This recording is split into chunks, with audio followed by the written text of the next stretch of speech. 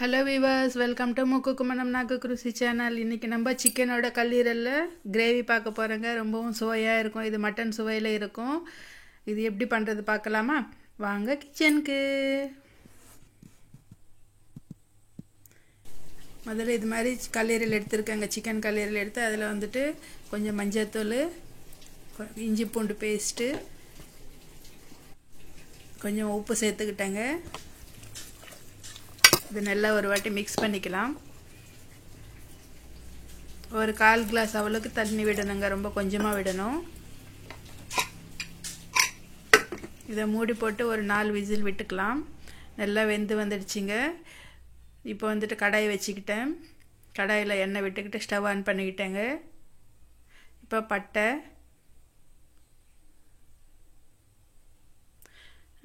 லவங்கம் போட்டிருக்கேங்க. ஒரு 4-5 லவங்கம், ஏலக்காய் ஒரு 3, கொஞ்சமாக சோம்பு போட்டுட்டு நல்லா இது மாதிரி ஃப்ரை பண்ணிக்கணும். கருவேப்பிலை போட்டுக்கிட்டேன். நல்லா ஃப்ரை ஆகிடுச்சு. இப்போ பெரிய வெங்காயம் ஒரு 2 வெங்காயம் நல்லா கட் பண்ணி மெலிசாக இது மாதிரி போட்டுக்கிட்டேங்க.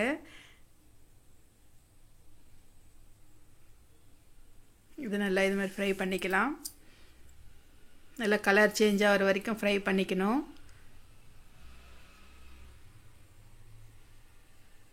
இப்போ கொஞ்சமாக உப்பு போட்டுக்கலாங்க. வெங்காயம் சீக்கிரமாக ஃப்ரை ஆகி வரும்.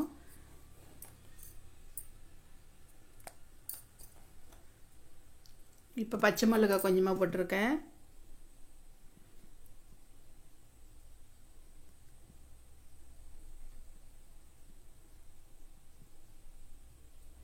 இப்போ இஞ்சி பூண்டு பேஸ்ட் போட்டுக்கலாங்க. இதில் இஞ்சி பூண்டு பேஸ்ட் போட்டோம்னா ரொம்ப சுவையாக இருக்கும். ஒரு 2 ஸ்பூன் போட்டிருக்கேன். இது நல்லா இது பச்சை மணம் போகிற வரைக்கும் நல்லா இது மாதிரி ஃப்ரை பண்ணிக்கலாம்.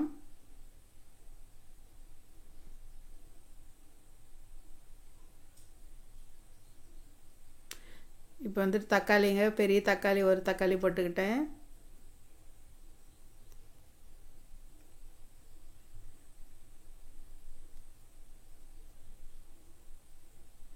இதையும் நல்லா இது மாதிரி ஃப்ரை பண்ணிக்கலாம். இப்போ வந்துட்டு தனியாத்தூள் போட்டேங்க. 1 ஸ்பூன் தனியாத்தூள் போட்டிருக்கேன். 1/2 ஸ்பூன் மிளகா பொடி போடுறேங்க. உங்களுக்கு காரத்தை பொறுத்து நீங்கள் போட்டுக்கலாம். கரம் மசாலா கொஞ்சமாக போட்டிருக்கேன். இது எல்லாத்தையும் நல்லா கொஞ்சம் ஃப்ரை பண்ணிக்கலாம், பச்சை மணம் போகிற வரைக்கும்.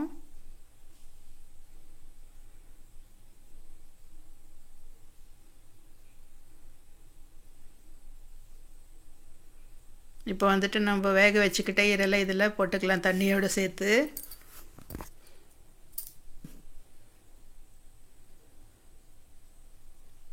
இதை நல்லா கலக்கிக்கிட்டு கசூரி மேத்தி கொஞ்சம் போடுறாங்க. இது மணமாக இருக்கும் ரொம்ப இது, அதனால் கொஞ்சமாக கசூரி மேத்தி போட்டிருக்கேன். இது ஒரு 5 நிமிஷம் நல்லா இது மாதிரி வேக வச்சுக்கலாங்க மூடி போட்டு.